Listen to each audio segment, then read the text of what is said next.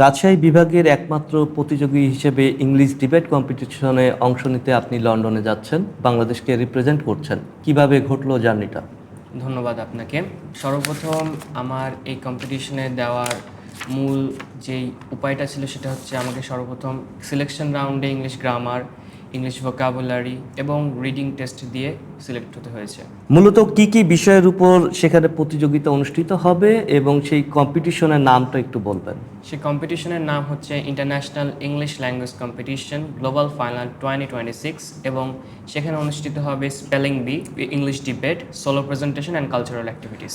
আপনি এখন পড়াশোনা কি করছেন এবং কোথায় পড়াশোনা করছেন এই বিষয়টা একটু জানাবেন। Currently, I'm studying in class 10 at Mojid Mission Academy School and College. ওকে, আপনি কোন প্রতিষ্ঠানে স্পোকেন ইংলিশ শিখেছেন এই বিষয়টা একটু জানাবেন। আমার স্পোকেন ইংলিশের জার্নিটা শুরু হয়েছে 2023 সালে, যখন আমি প্রথম বাসা স্যারের সাথে পরিচিত হই এবং তিনি আমার ট্রেনার হিসেবে এখন পর্যন্ত আছেন এবং তার কাছ থেকেই আমার এই যে যাত্রাটা, ইংলিশ লার্নিংয়ের যাত্রাটা, সেটা সুগম হয়েছে। এবং আপনারা সকলে জানেন তার একটা প্রতিষ্ঠান রয়েছে ইকরা ইন্টারন্যাশনাল একাডেমিয়া, এবং আমি সেখানে গিয়েও আমার প্র্যাকটিসটা চালু করছি। স্যার, আপনার শিক্ষার্থী রাজশাহী বিভাগের একমাত্র প্রতিযোগী হিসেবে লন্ডনে যাচ্ছে ইংলিশ ডিবেট কম্পিটিশনে অংশ নিতে। আপনি তার শ্রদ্ধেয় টিচার, গুরু, তাকে নিবিড়ভাবে তত্ত্বাবধান করেছেন। আপনার অনুভূতিটা জানতে চাইব। প্রথমত আমার স্রষ্টার দরবারে আমার রবের নিকট লাখো কোটি শুকরিয়া যে আমি যতটুকু চেষ্টা করেছি সেই চেষ্টাটুক সফল হওয়ার প্রায় দ্বার প্রান্তে। আমি এখানে একটা কথা বলবো, এখানে আমি তেমন কিছু না। দেখেন, আমি আমার রোলটা প্লে করেছি মূলত একজন কোচ হিসাবে। আমি এখানে কোচ, আর এই যে আমার সামনে বসে আছে, আমার পাশে বসে আছে সাইদ ইবনে তাকি, এই তাকি হচ্ছে তার প্লেয়ারের ভূমিকাটা পালন করেছে এবং সে যথেষ্ট চেষ্টা করেছে। সে সামনে এসে কথা বলা থেকে শুরু করে আইটেম প্রেজেন্টেশন দেয়া থেকে শুরু করে স্টেপ বাই স্টেপ বিষয়গুলো ফলো করেই কিন্তু আজকে সে এত সুন্দর একটা প্লেস পেয়েছে। দেখেন, সারা বাংলাদেশ থেকে মাত্র 11 জন যাবে, মানে এতগুলো স্টুডেন্ট ছিল তার মধ্যে মাত্র 11 জন যাবে এবং তাদেরকে সরকারের পক্ষ থেকে অর্থায়ন করে নিয়ে যাওয়া হচ্ছে। সেক্ষেত্রে তার এই উন্নতিটা, মানে এই সাকসেসটা আমার কাছে খুবই ভালো লাগতেছে। অ্যাজ এ টিচার হিসাবে, একজন ক্ষুদ্র ইংলিশ টিচার হিসাবে রাজশাহী শহর থেকে তাকে যাবে, এটা আমাদের অনুপ্রেরণার জায়গা। স্যার, আমি একটু যদি জানতে চাইবো যে আপনি কত বছর ধরে ইংরেজি শেখাচ্ছেন শিক্ষার্থীদেরকে এবং আপনার সেই প্রতিষ্ঠানের নাম কি? দেখেন, আমি আসলে শেখাচ্ছি জবে থেকে, তারও অনেক আগ থেকে শিখছি। আমি এখনও শিখছি, আমি এখনও শিখে যাই। প্রত্যেক দিন স্টাডি করতে হয়, বিভিন্ন অ্যাঙ্গেল থেকে আপডেট সব কিছু আসতেই থাকে।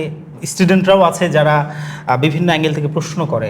আমার এই শেখা কিংবা শেখানোর জার্নিটা শুরু হয়েছে মূলত 2012 সালে। আমি যখন অনার্স লেভেলের স্টুডেন্ট ছিলাম তখন থেকেই কিন্তু আমার এই জার্নিটা। ইংলিশ ডিবেট নিয়ে আমার অনেক কৌতূহল ছিল। আমি 4বার আমার ডিপার্টমেন্টাল যেই ডিবেট কম্পিটিশনগুলো ছিল সেক্ষেত্রে আমি 4বার চ্যাম্পিয়ন হয়েছি, আমি বেস্ট স্পিকার হয়েছি।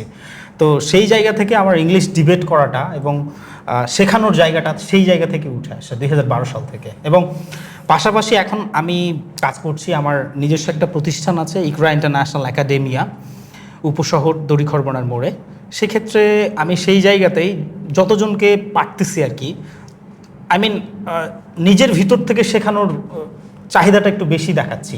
ইভেন ইফ আপনি মাথায় রাখবেন, এইটা একটা ব্যাচে কিন্তু আমি 15 জনের বেশি স্টুডেন্টকে ভর্তি নিচ্ছি না। এখানে আমরা এতটুকু ক্রাইটেরিয়া মেনটেন করছি যে 1:15 1:15 to 1:20 এর মাঝখানে থাকতেছে, কারণ একটা ক্লাসে যদি 200 জন স্টুডেন্ট থাকে, it's quite tough to teach them.